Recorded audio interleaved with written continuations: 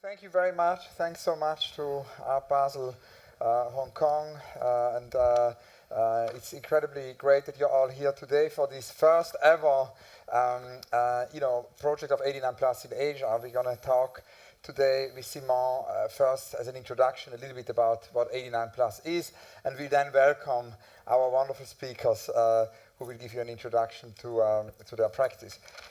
89 Plus basically started all in Asia because Simon and I met for the first time during the Yokohama Triennale about 3 or 4 years ago.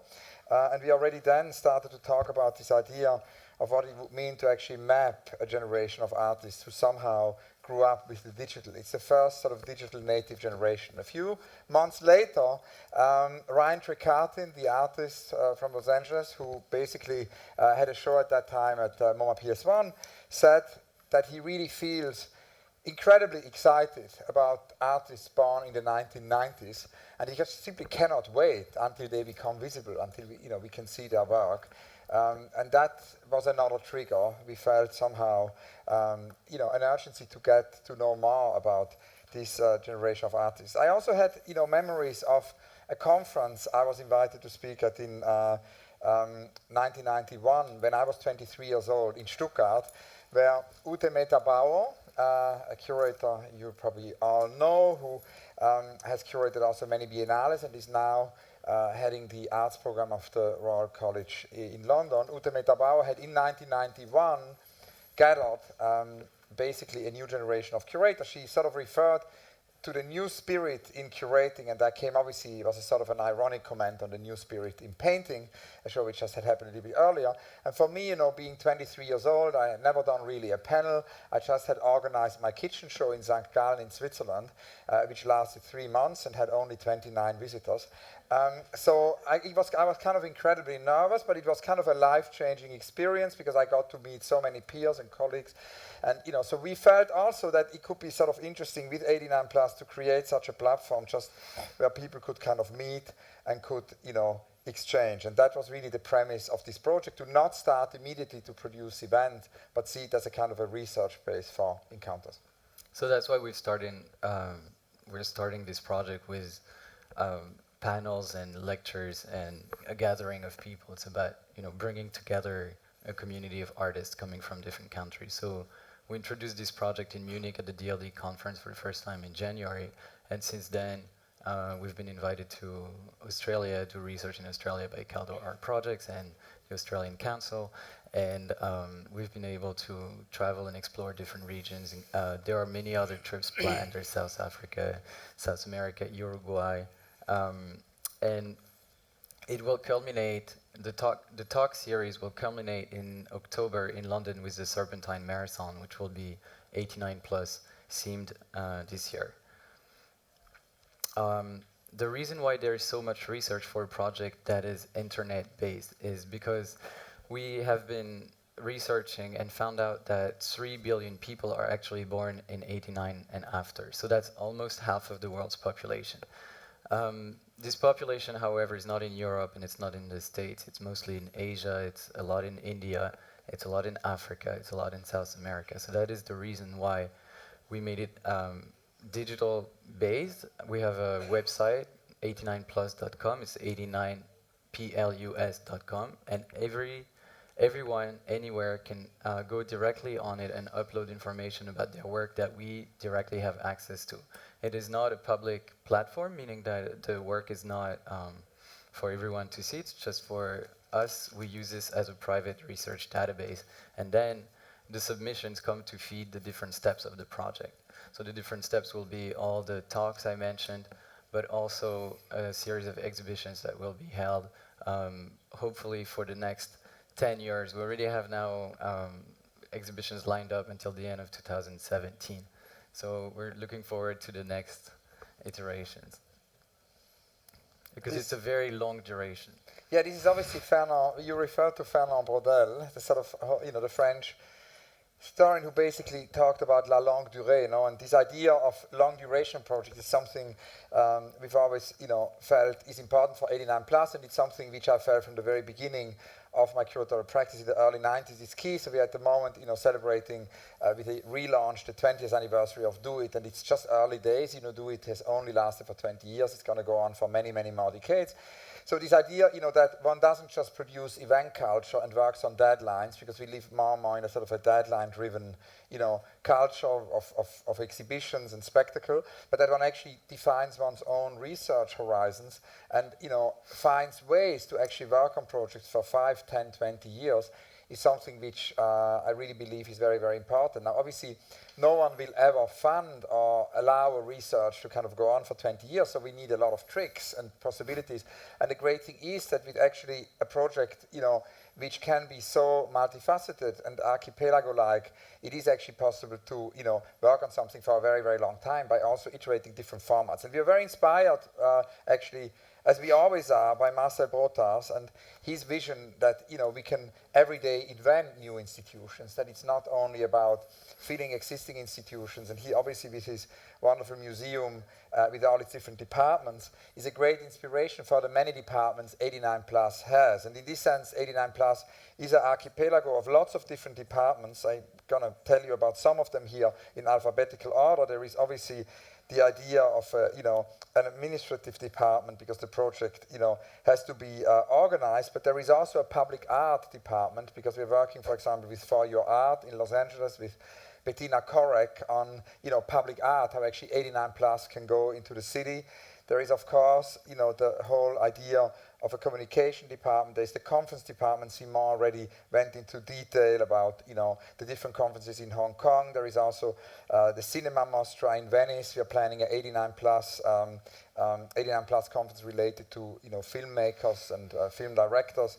And the many other conferences. The DLD is ongoing. There is a South African conference, a Russian conference. And, each time we use this also for local research. So it's not just to carry the project into the world, but it's to learn from the context in which the project happened. So now we're in Hong Kong, and we have numerous conversations, of course, here with local arts organizations, and it's all part of this, ongoing mapping of this sort of content department. We also have, of course, the department of curators, because we're also mapping the curators of the 89 plus generation, because they are, already in the Munich conference, we actually had that present, and that's something which grows. We have the, department of documentation. There is a documentary planned, a documentary film is planned on the project.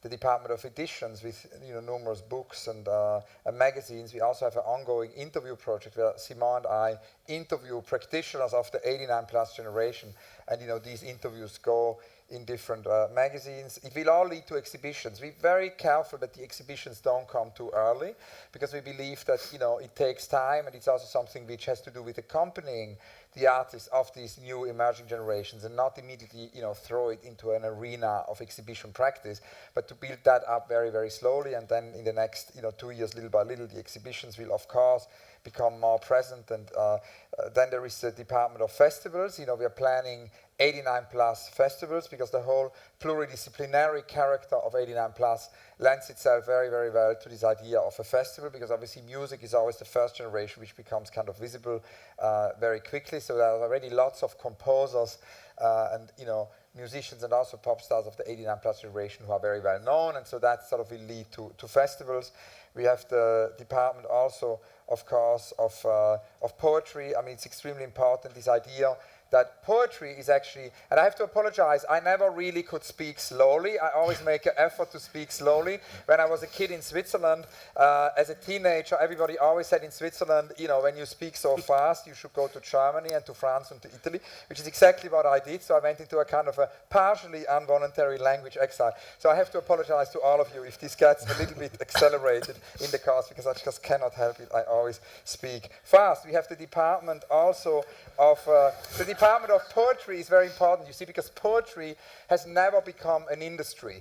We live in a world where almost everything has become an industry. Of course, art has become an industry, as we all know, and cinema is an industry, literature, novels are a big industry, there are book fairs, music is an industry. The only thing which really never has become an industry is poetry. The late Czesław Miłosz, the Nobel Prize-winning poet, told me when he was almost 100 years old that, his books never really sold more than 5,000 copies. Poetry never has become an industry, and it's kind of interesting that maybe because of that, we don't know yet, but it's extremely intriguing. Simon and I have observed that many of the artists and other practitioners we meet in the 89 plus generation have an obsession and a really great interest in poetry. Hence, we founded a poetry department in our project, and there will be many poetry books. We have also the department of residencies. It's extremely important that there are going to be 89 plus residencies, because obviously for these very young practitioners, it's important that that talent can be nurtured through residencies all over the world, through research. We've got the technology department, which ties in with the residency. We've got the department of voyage, the travel departments. We're going to work on a residency on a boat for 89 plus practitioners, which is a project that ties in with ecology, etc., etc. And obviously, we've got the marathon department. Simon already mentioned the project leading up to the Serpentine Gallery marathon in October. Ping and pong. So it's going back to the long duration idea. At this point, the people who are part of the 89 plus generation are very, very young, obviously. But the project is not obsessed with use. That's not the idea. The idea is to look at this generation because of its technological acumen and relationship with knowledge that is linked to the access to internet from a very early age. But in 5 years from now, nobody will say, you're crazy to look at people who are 22 years old. So we think that we're not crazy to look at people that age, because in fact, lots of fantastic artists who are very well known today were at the top of their game already at age 22, 23. Matthew Barney or Keith Haring. It's been use is a very old idea, we keep saying, and we're very excited to see these people who are born in 90, 91, 92, 93, 94, and on and on and on for the 10 years to come. At this point, they're very young, but in 10 years from now, hopefully, it will be, we won't be seeing things in the same way. So I think it's time to start with our panelists. Yeah, we'll introduce them one after the other, and invite the panelists to deliver their presentation, and then we'll hopefully have a conversation also with all of you to open it up for your questions and comments. I mean, one of the things which maybe is important also is that it's got a lot to do also with memory in some kind of way, because we feel that in the digital age there is more and more information, but that does not necessarily mean that there is more memory. And maybe amnesia, as Rem Koolhaas once pointed out, is actually very much at the core also of the digital age. So memory is a very important thing, and that brings us to Ning, who is at the very beginning actually of my kind of contact to China. We've known each other almost for 20 years and have worked on so many projects together. And I kind of met Ning almost at the same time when I also met Jonathan Napak, and I actually wanted to mention Jonathan here because I think it's very important in Hong Kong at the moment when Art Basel Hong Kong happens with such a great energy, and this marks such a great moment of what we could call the Hong Kong miracle, this amazing energy there is in Hong Kong with so many new exhibition spaces and museums planned. I think it's important to remember one of the great pioneers of art in Hong Kong, the late Jonathan Napak. I met him for the first time in the Foreign Correspondence Club, where also Simon met him for the first time. He always made his appointments there. Jonathan was a journalist, a great writer, adventurer.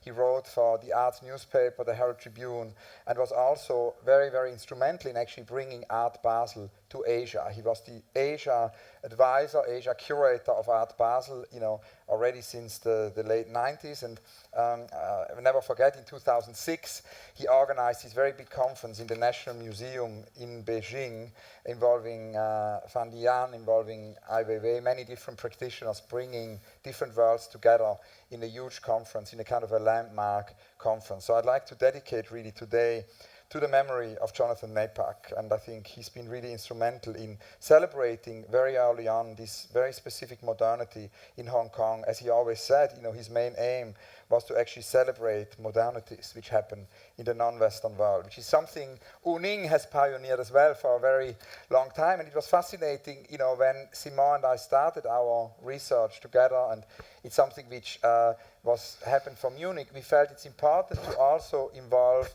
practitioners who have actually analyzed already this 89 plus generation, independently of us. And Simon knows very well Ronnie Rodriguez, the great Brazilian, commentator, and one can call him really a generalist. He's a great generalist. And so when Simon mentioned Ronnie Rodriguez, I, talked about Ning, and so we invited Ning and Ronnie to Munich, and obviously Ning has done this major research in Asia to actually map the emergence of what he doesn't call it the 89 plus generation, he calls it the post-Cold War generation, and it was initially produced as a special issue of Modern Weekly with the Modern Media Group in China. It's a book I can recommend you all as reading because it's an incredible inspiration of many sparks, and continues Ning's activity as an activist. He already in 1999 founded the UTEC, an independent film and video organization, then published, of course, the seminal book New Sound of Beijing, and you all know his literary bi-monthly journal Jutzpa. But today we talk about his emergence of the post-Cold War generation book and the evolution of this research. A very warm welcome to Ning. Thanks. Thanks for Hans' introduction. Since we are introducing the 98 plus generation in Hong Kong, Simon asked me to speak Mandarin. So I'm going to do my presentation with Mandarin. In 2012, when Simon was preparing for the Munich DLD conference, and he was trying to introduce the 89 plus concept, and they have asked me to recommend Chinese and Asian artists to them. And it was a coincidence because at that time I just finished studying a book, and it's called Young Asia, the post-Cold War generation. In 2012, this book was published. At that time, we both pay attention to this particular young generation. And we sent some reporters and photographers to Korea, India, Taiwan, Singapore, Vietnam, and Iran. We asked them to interview all sorts of young talents who were born after 1989. They were also activists in different movements. Some of them were filmmakers, designers, architects, artists, and some of them were in IT. They were outstanding talents in these fields, and they were asked about this new generation who were born after 1989. Why am I so interested in this generation? Because in 2012, at that time, Hong Kong had a major movement against brainwashing. About 10,000 people protested, and the government officers, and they were objecting to the government's proposed brainwashing education program. And the one who was behind all this movement was a young person who was only 16. His name is Wang Zifeng. He formed this movement, or this group, called Scholarism. And I am very surprised that he's such a young person. How come he has such energy to drive such a big movement? So I began to pay attention to this generation. That is, for those born after 1989, now they are officially on this historical stage. So I gradually discovered that they are really gathering a huge momentum. So that's why I put together this program, and this was actually a study program. Actually, for this young person, Wang Zifeng, he has been living in Hong Kong. But in fact, he represents the whole of Asia. Because globalization has shifted its focus, and now Asia, no matter whether it's in culture or in economics, now it has become the center of the world. So that's why this young person is so representative. And that's why I have started this study, and we went to so many countries.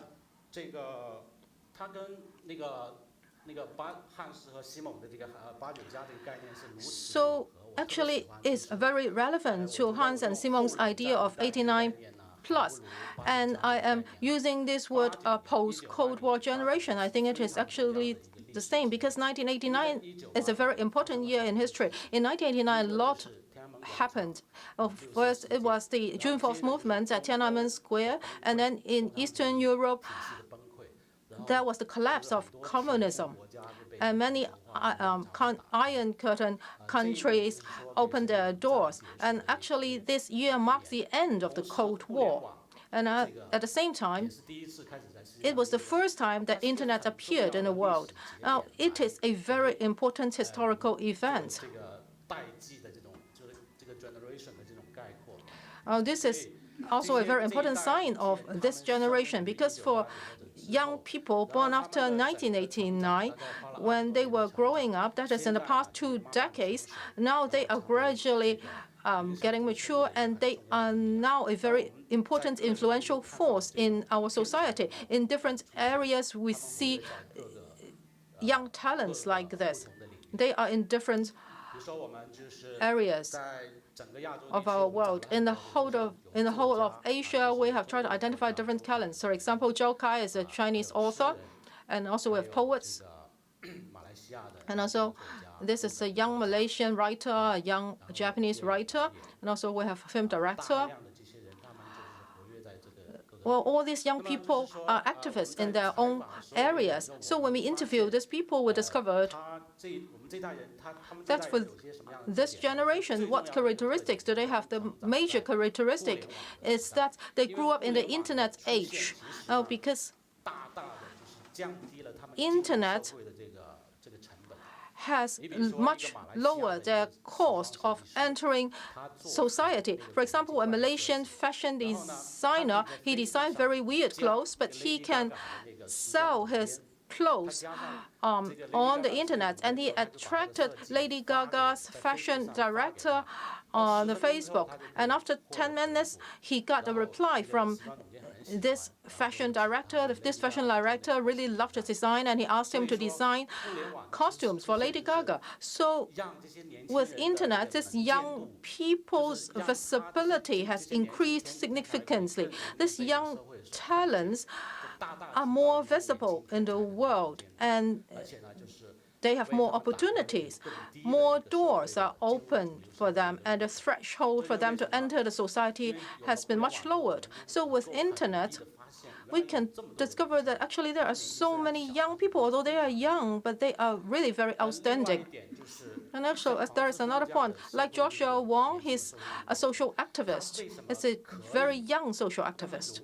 So how come it is so easy for him to activate more than 100,000 people to take part in the anti-brainwashing campaign? Because internet was a very important tool for him. On Facebook, he called on all these people. So the appearance of social media has given him a lot of strength.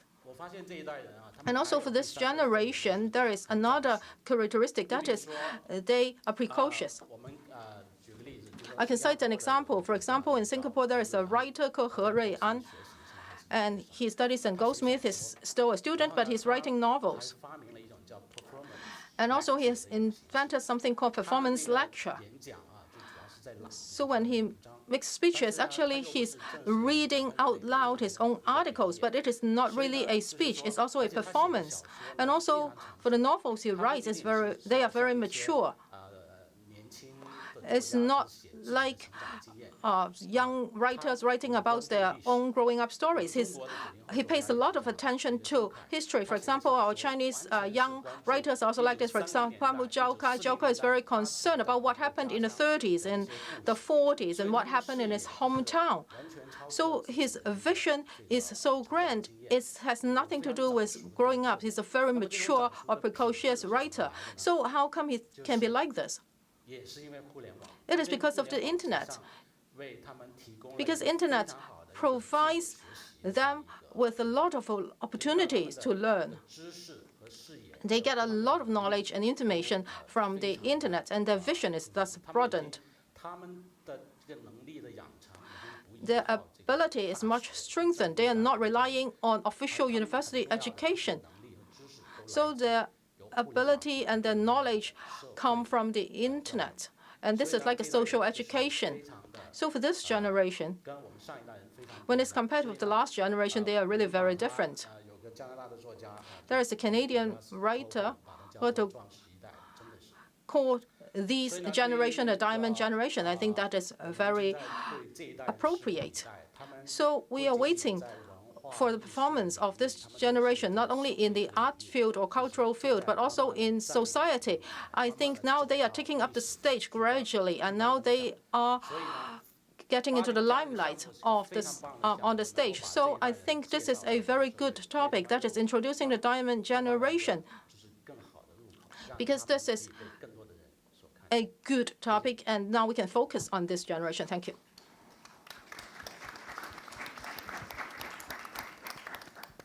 Thank you, Ning. Now I will introduce Liao.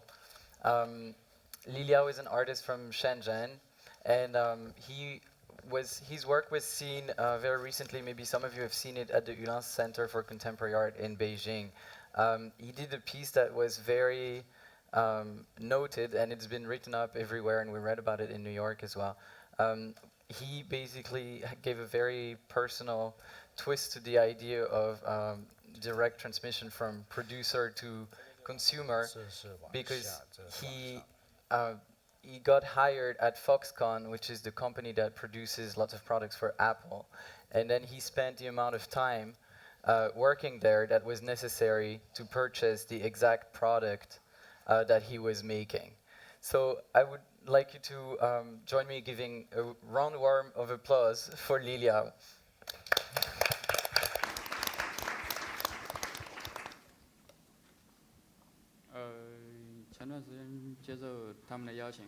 I would like to thank the organizer for the invitation. I don't speak English at all, so I'll be speaking in Putonghua. Actually, I've been relying on interpreters in the past month. And when I come here, I find it pretty strange. I really don't know what I'm supposed to do. I think there are some photos of my works. I'm just an ordinary citizen.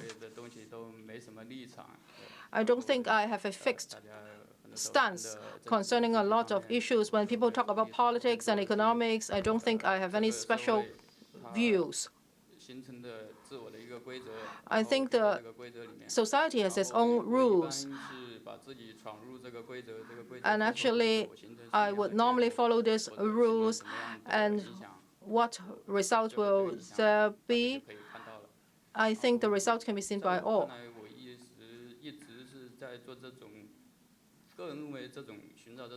I have been looking for all sorts of possibilities.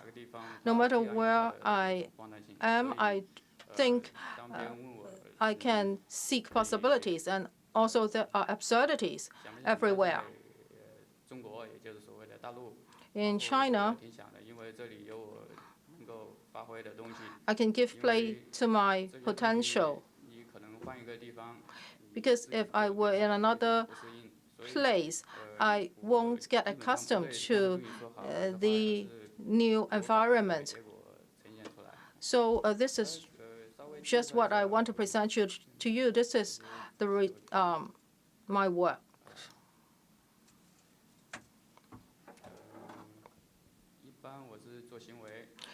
Well, I do performance art. I study at Wuhan, and there is a place called Donghu there. Well, for this piece of land, it was later reclaimed. And then it became a shopping mall. A piece of land with an area of 200 acres was reclaimed, and then I jogged on it in summer, and I sweated a lot, and I collected the sweat.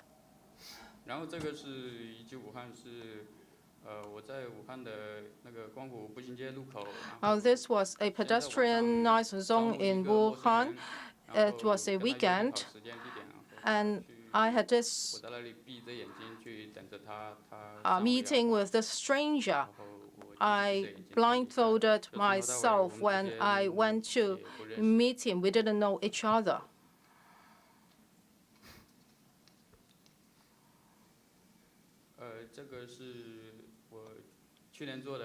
This was a piece I did last year. And I think that now the living cost is much higher than what we had in the past. 10 years ago, I just had to spend 350 yuan a month in Wuhan. But last year, it increased a lot. So I just try to spend 350 yuan like what I did like what I did 10 years ago. But now by spending 350 yuan, I really cannot have a decent life. So I have lost 10 pounds.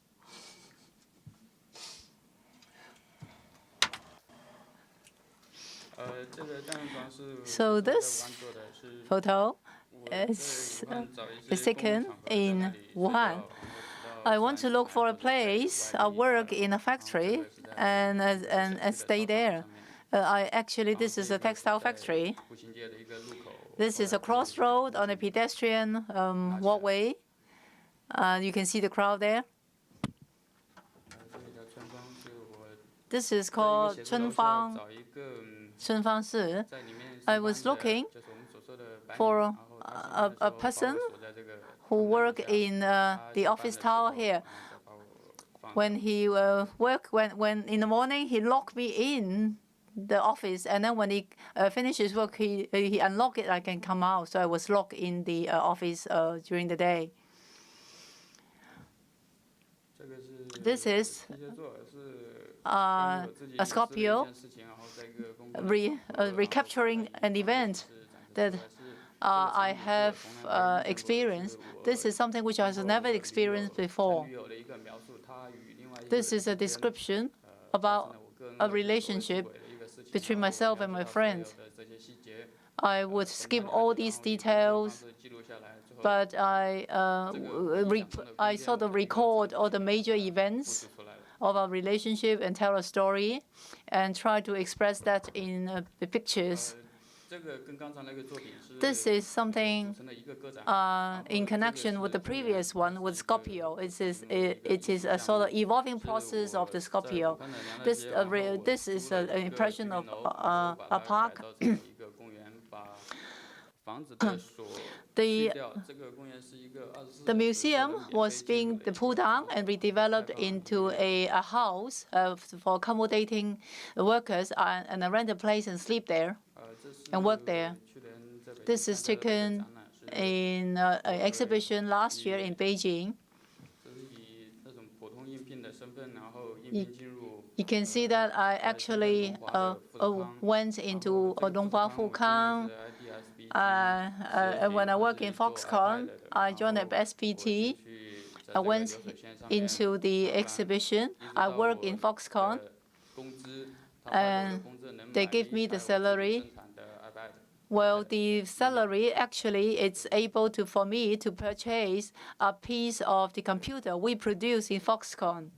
So I have experience working in a Foxconn and trying to see what is actually happening inside the factory. Thank you very much.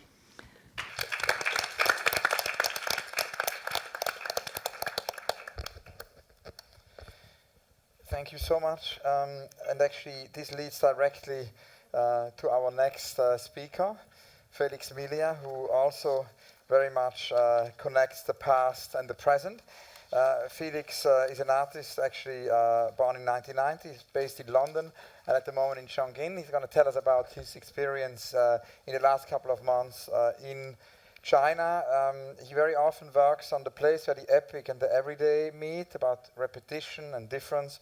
When we asked him yesterday to write a short text, which you can find on the Instagram, he said, "Let mobility transform the monument." It's a great motto. A very, very warm welcome to Felix Melia.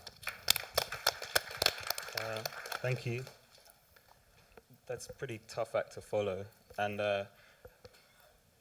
I can't claim to be any kind of authority on China. I've only been here for 2 months, or been in China for 2 months. I was doing a residency in a city named Chongqing, which is, as far as I understand, pretty far off the beaten track as far as Western tourism goes. But I think I need to contextualize what I did there by showing you some of the work I did in London just before I left. My work it revolves around an engagement with space that kind of deals with how we perceive space via the narratives encoded and projected onto architecture and infrastructure, and also via the various semiotic events and how we assimilate those things into narratives that allow us to perceive space and allow us to move through space. So last year I built a website called vastmontage.tv. It's a consciously hubristic title, and it's basically a website not dissimilar to YouTube. It's like a lo-fi YouTube in which people can contribute what is essentially throwaway footage from their mobile phones or little clips that they gathered of spaces they encounter, of architectural spaces that they encounter mainly, but it can be rural, it can be urban. But it's to do with a man-made environment or a human-made environment. And what I wanted to do, the reason I wanted to have this as a website, partly because it makes things accessible, easily accessible, also because the main criteria for this work was to begin to parallel the way we collate the streams of imagery and visual information we find on the internet with the way we construct our kind of perceptions of how we exist within space, like following the style of, I guess, like Goffman's theater metaphor, and translating that or refracting that through the personas of the internet. So I ended up with all sorts of videos from all sorts of people. It hasn't quite reached any kind of critical mass yet, but there was some brilliant moments where you can find Hell's Angels riding down the Strand in London, and then the next video will be of a protest during the Arab Spring in Egypt, and a really haunting video I received of a shooting at a carnival in New York, and all you have left is the shoes on the ground from where people have fled. So there's some pretty heavy stuff on there. But building this website took me into, I really got interested in this idea of like a refraction of these internet practices, of building personas, of building narratives. It's like a construction that comes from image collage, basically. And so I started to notice around London, where I live, near to the Olympic site, where of course there's gigantic redevelopments, these skeletons of buildings cropping up, these kind of perforated skeletons. And they became like a brilliant visual symbol for me, like an embodiment of the kind of the alternating systems of boundaries and thresholds that for me constitute like a transforming space, a transformative city. But I noticed that whenever I found one of these skeletons, it would be covered in a hoarding, like a signage.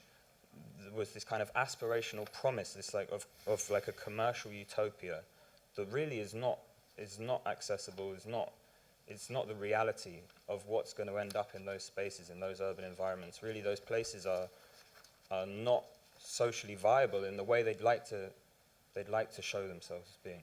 So this became like I wanted to kind of confront this idea because I was so fascinated by the skeletons, but also seduced by the look of them, but knew that they were going to actually just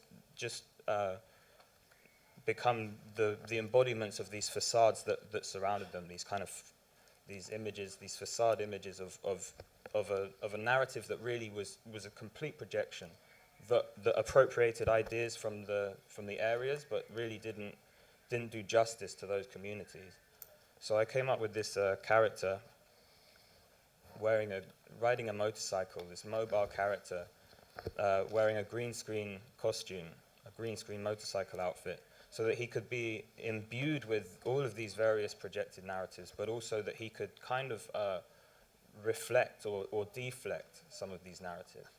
And in riding through the city, which was partly a film and partly an action, he'd be able to, we'd be able to give some romanticism, some authentic romanticism to these stories that are unraveling beyond the control of most people who live near to these construction sites. Yeah, so that was that film. And then more recently than that even, I made a film, it's called A Day Like Any Other, and it follows many of the same principal themes, but it's done using entirely appropriated footage and audio.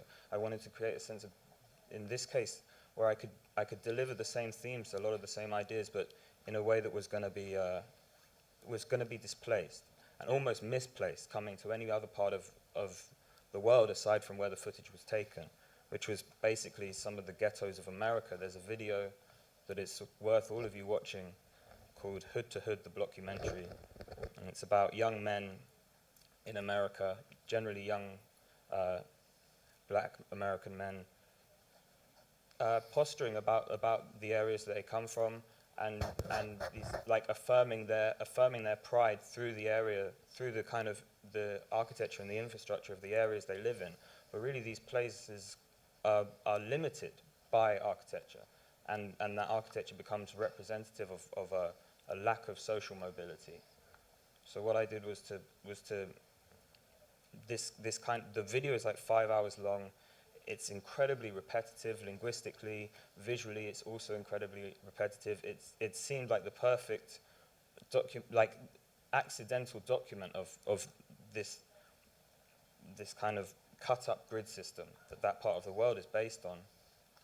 So I decided that I would bring out these kind of repetitive, inescapable qualities of the video by mirroring them against an audio track of Samuel Beckett's Endgame.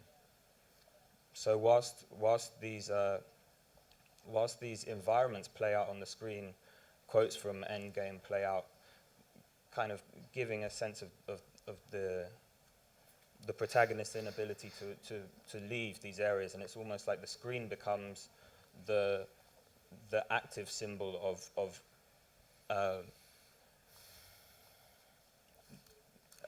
of movement having been taken away from these various characters.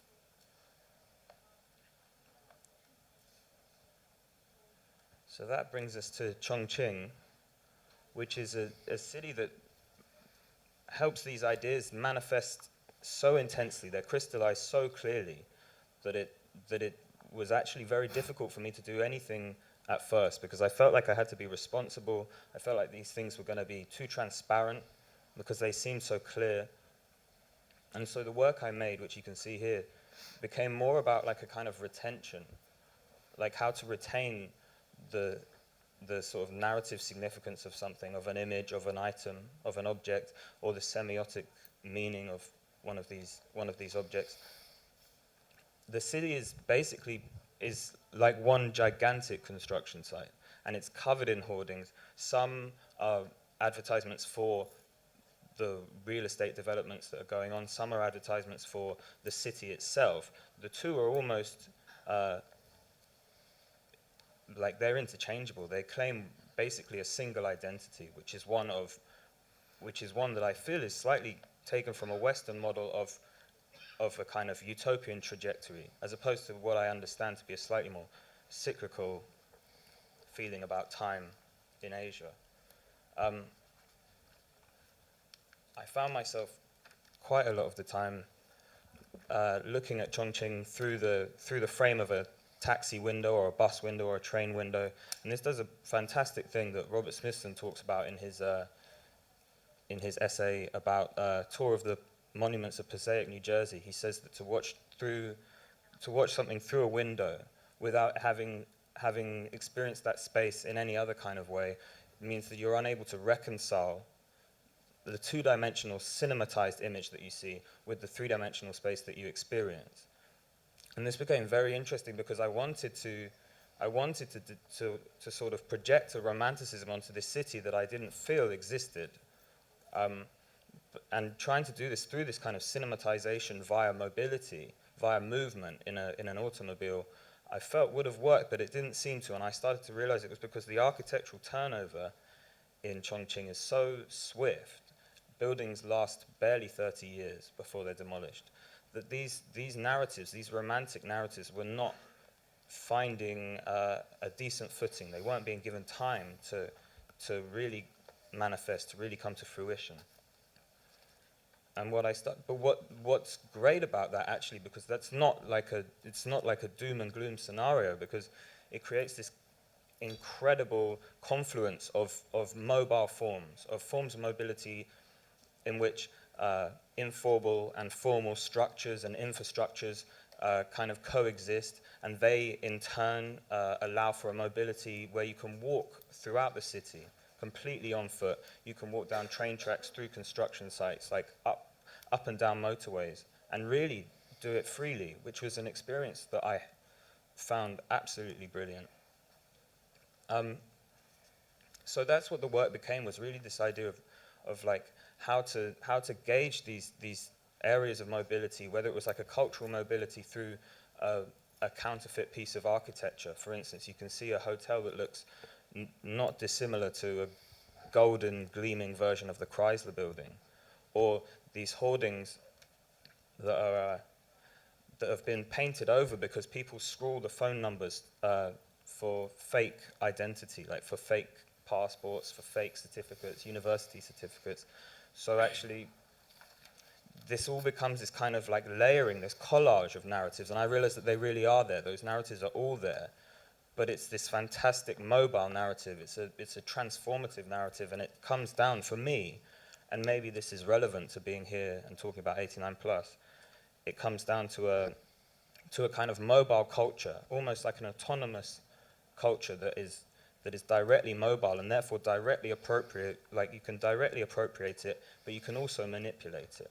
And so it's for all of us to actually become closer and to discuss ideas and to discuss stories and to discuss images in a way where context is real, history is real, but ownership is kind of lost, and allows us to all be freer in how we discuss aesthetics and philosophy. Thanks.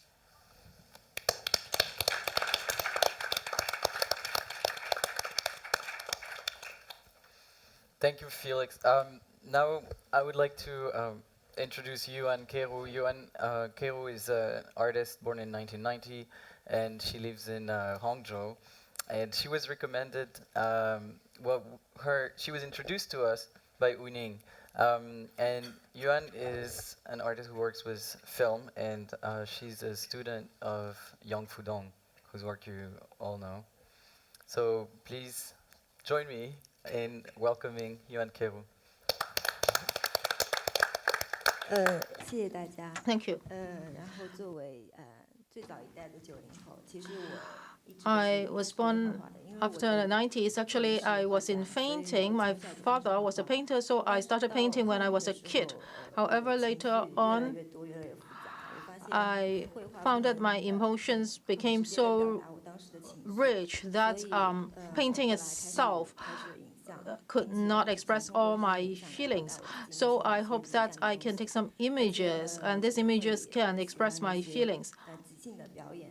And I also like dance. I really like dancing. I have learned it before. And also my feeling for myself is that I'm not particularly like a person that was born after the 90s. I think I am also a very precocious person. And I hope that through these images and films, I can express my feelings. Now I'm going to present 6 short videos, and each one will last for about 1 minute, and they are all my own expressions. This is my first work. is from a traditional Chinese legend. This young lady pretended to be a man, and he joined the army to replace his father. And here a boy is put in a railway station. Well, for this railway station, actually I go there every day. It's in Hangzhou. And I use transparent plastic bags to wrap up the whole station. And this young boy is put inside the station and is reciting the story about this young lady who joined the army. And actually, I found myself in a chaotic situation because I was quite lost. I didn't know what I had been like, and I didn't know what my future would be. So I was in pain. So this young person is crying in this space, and he can actually see the traffic outside, but he's sealed inside. So this was one of my very early work. And for this second work, it's also related to poems. At that time, I was in a course.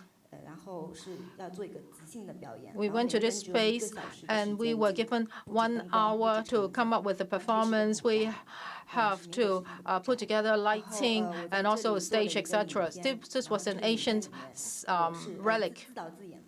And I had to direct this piece. I also had to act in this piece. So I put together a dream walking piece, and I also recite an ancient poem. The words of the poem is on the screen.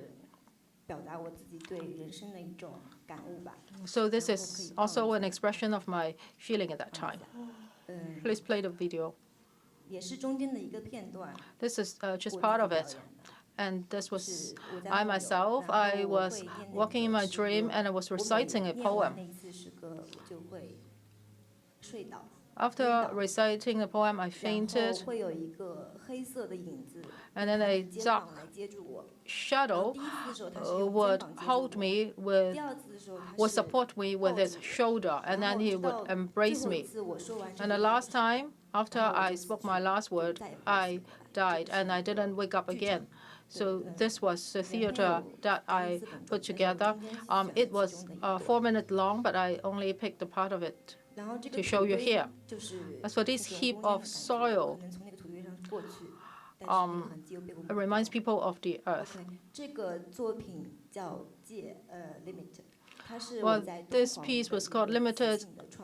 This was also an impromptu work of me at Dunhuang. So everything was put together instantly, and it also expressed my feeling at that moment. I was facing the desert and the sky, and there was this person between the heaven and the desert on a camel. And this image gave me a very strong feeling. It seems that it was expressing something, so I took this image.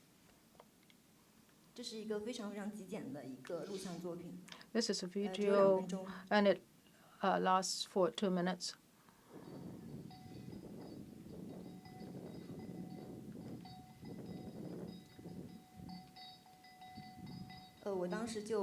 At that time, I was looking at that person. I caught him in my camera. It's changing all the time. So it looks like an insect to me at that time. That was my feeling at that moment. So in that natural environment, human beings were really tiny. That was what I wanted to express at that time. Okay, the next one, please.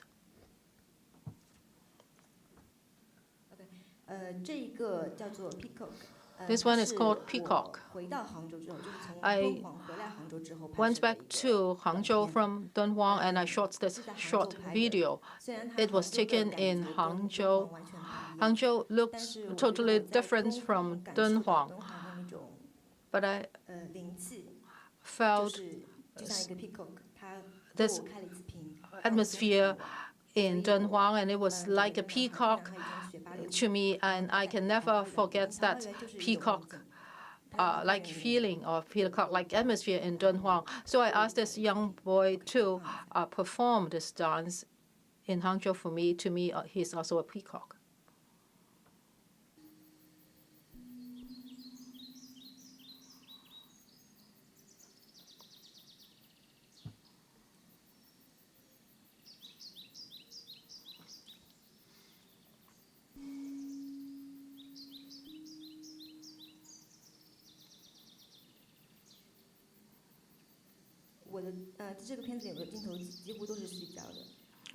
I didn't focus clearly because I want to show that it's like that he's in a dream and there's a distance between me and him.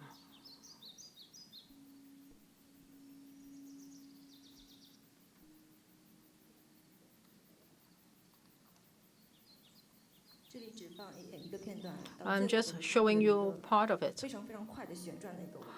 And towards the end of it, it will make a quick swirl, and that's beautiful.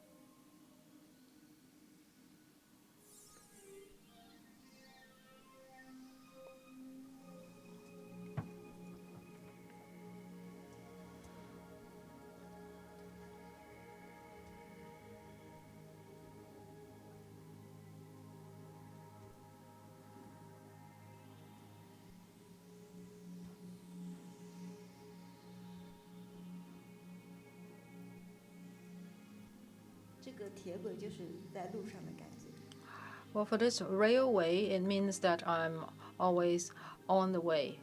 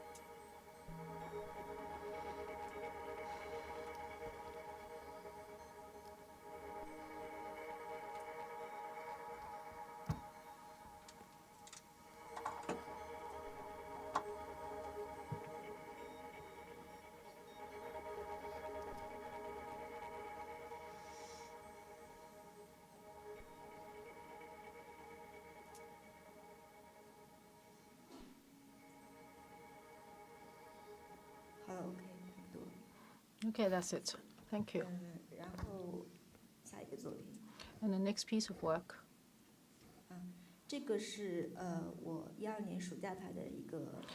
I made this longer film in the summer of 2012 because before this I was making very short films, and this one lasted for 16 minutes. So it was a new attempt for me, and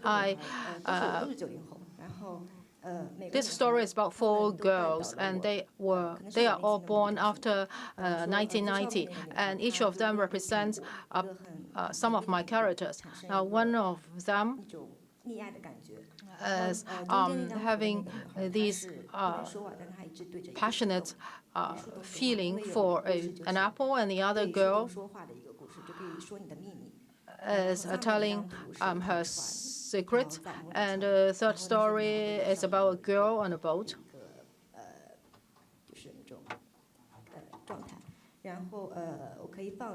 I can show you parts of this video because we do not have a lot of time, so I'll show you a minute of the film.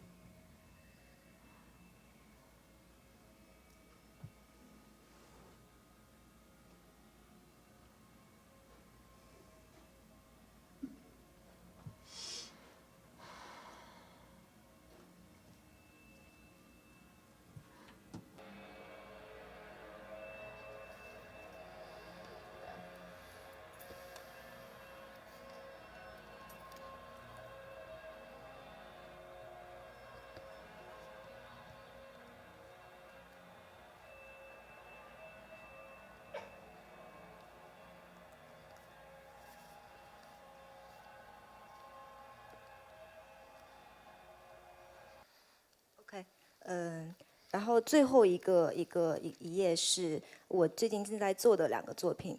然后 The last one, 这里会给大家看的是 it's 左边那 on 个 the 是 works 一 in 个也是一个 progress. 舞蹈，然后右边那个是我今天想给大家看的是我在做的一个 The 毕业作 left 品，因为 is a 我 poster, 们 and 今年 the 大4，然后但是我刚刚考上了研究生，刚考上。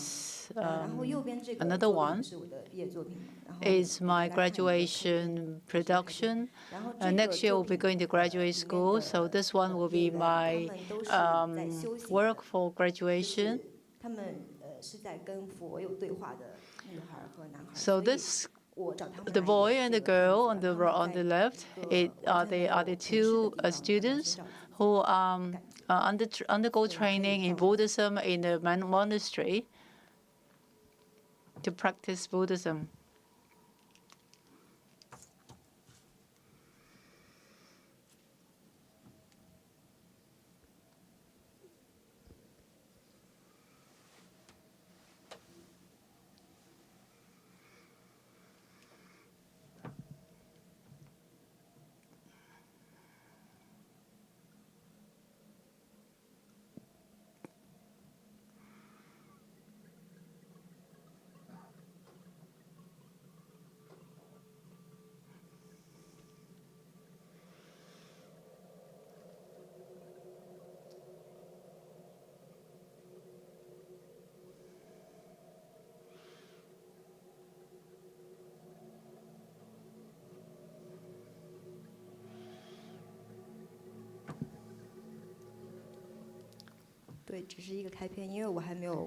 This is actually an introduction. The rest would not be shown today. So this is the all that I want to tell you. Thank you very much. Keru, thank you so much. As Simon said, very much it's a very long Bible of gratitude, as we call it, of advisors to this project. So it is actually Ning and Yang Fudong in this case who have pointed out the artists, but that's true for almost all the artists in the project. We speak to a lot of artists all over the world. Artists always know best where the next generation of artists is. However, there's also many curators, of course, whose research fundamental, editors, writers, critics, people really from all disciplines, from all fields, architects, scientists, etc., etc. So if you go to the website 89+, you will see this incredible, list really of participants who help us to find this new talent all over the world. This is also the moment to actually welcome very warmly Kevin McGarry. Kevin is actually our senior vice president of 89+. He's been involved at the very beginning. There would be no 89+ without him. So Kevin, thank you very much. And it's now my great pleasure to introduce our next speaker, Tung.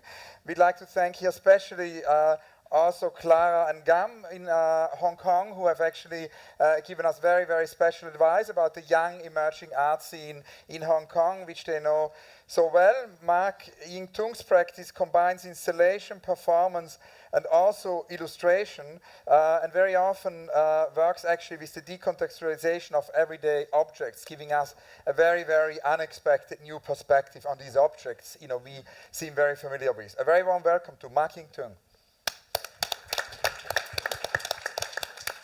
Hello. I'm going to speak in English because if I speak in Mandarin, it would be very hard for the translator to translate. So I just graduated from School of Creative Media of City University of Hong Kong, and I major in critical intermediate art. And for my own interests, I like observing and discovering something unusual and abnormal in our everyday life. And I'm a really lazy person, so I like picking out the materials, whatever it comes in handy to me.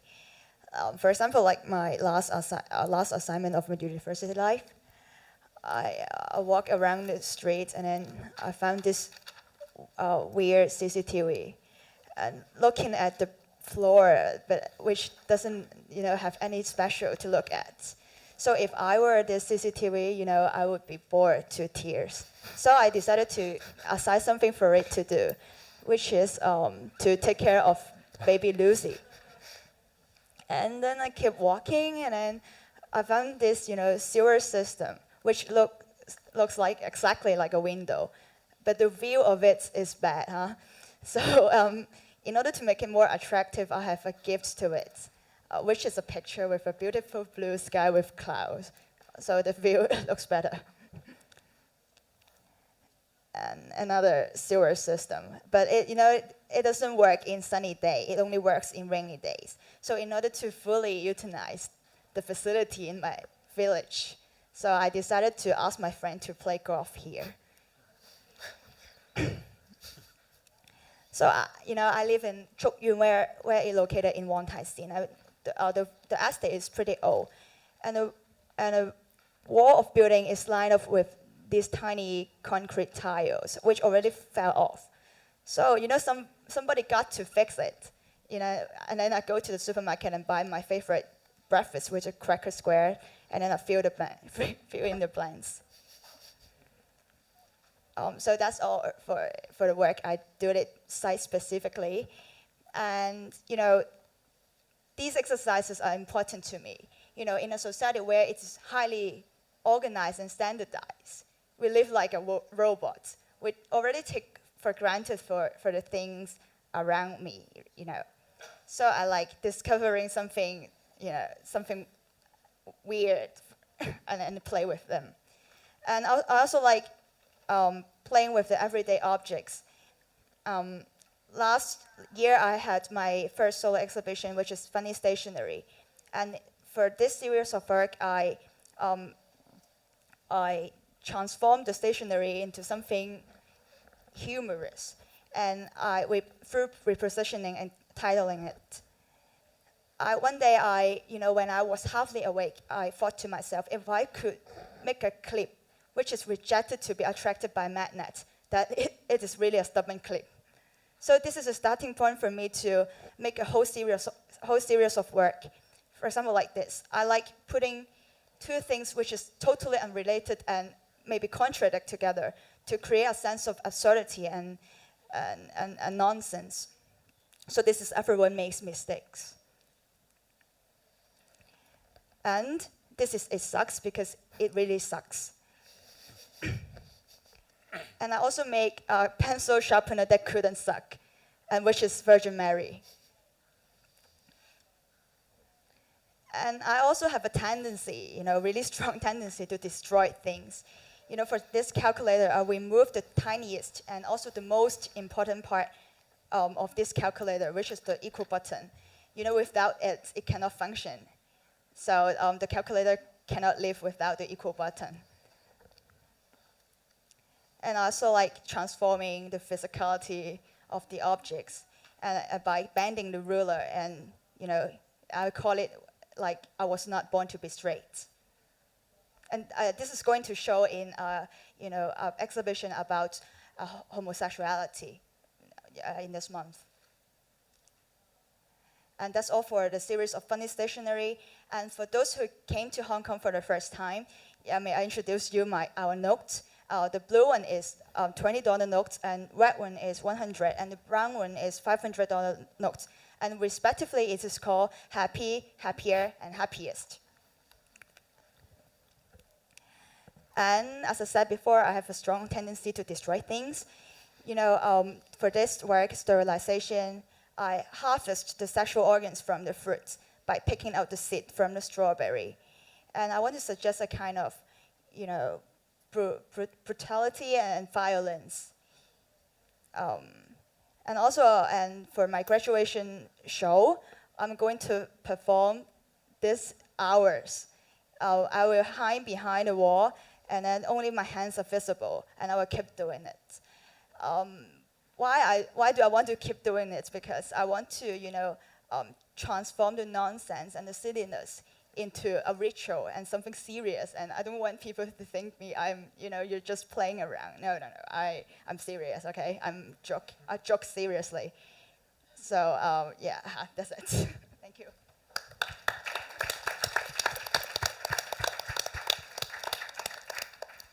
Thank you very much. So that's not it. That's almost it. because just earlier Ning mentioned briefly that, and that you've seen that written, the name of the panel is Introducing the Diamond Generation. And that sentence actually comes from Douglas Copeland, because we asked him, who coined the term Generation X and made this book that really defined the generation, and then went on to be assimilated by the public understanding of generations, because now you talk about Generation Y and Generation Z, and we were quite unhappy with, not knowing what the generation that we're looking at is supposed to be called, whether it's Generation Y, Z, the millennials. None of these expressions have actual real definition. So we asked the great definer of generations to come up with an expression, and he chose that of diamond generation, because he was focused on the ideas of sharpness and transparency, sharpness being linked with the fact that this generation has had full access to knowledge from a very early age through the internet, and also the transparency has to do with the fact that through the internet, again, these people have been exposed to the necessity to build a public persona from a very early age. So we wanted to wrap up the panel by asking, before opening to questions from the floor, by asking our participants what they thought of this expression, the diamond generation. And maybe we can start with Felix, who's just next to me.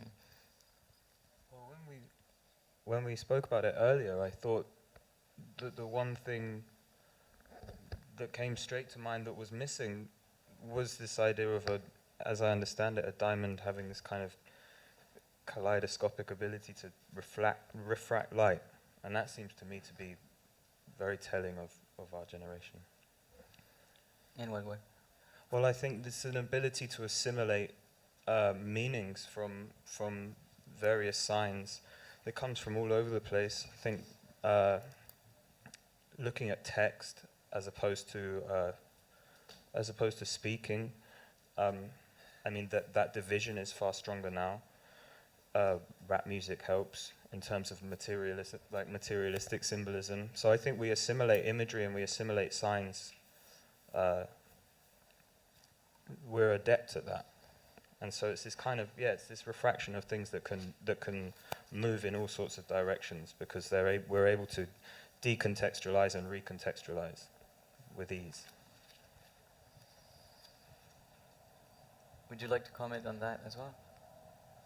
Any comment really on your feeling about diamond generation would be great.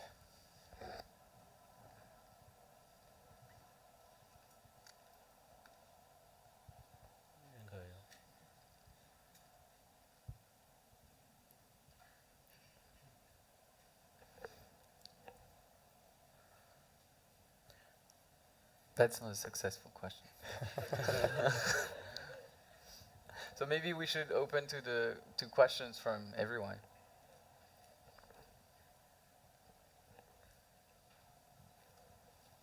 Yeah, and also, Douglas Copeland obviously is still working on his text, because it's just a spark, this idea of the diamond generation is now evolving it into a text. But obviously permanently also recommended other authors. It was interesting the other day, the conversation with Gabriel Curie in Brussels, and we were telling him about 89 plus research, and he immediately referred to Nicholas Carr, this very interesting book, The Shallows, which actually resonates a lot also with the sort of idea of, daily objects and daily things, and maybe the disappearance of sort of human interaction, what that means. A super interesting book. So little by little, we're developing literature lists of 89 plus. That's also part of that. So yeah, are there questions, urgent questions from the floor? There's a question here.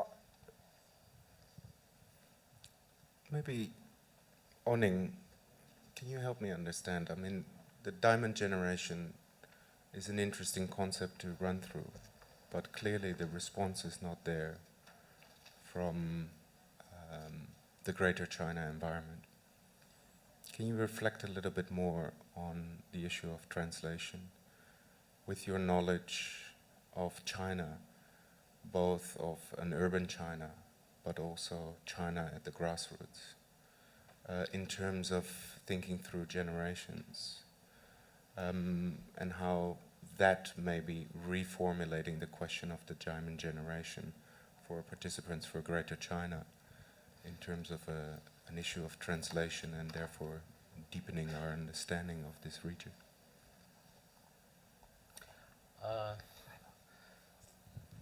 Douglas Coburn 曾经给我编的《天南》杂志写过一篇稿。Douglas Coburn actually has written an epilogue for my magazine.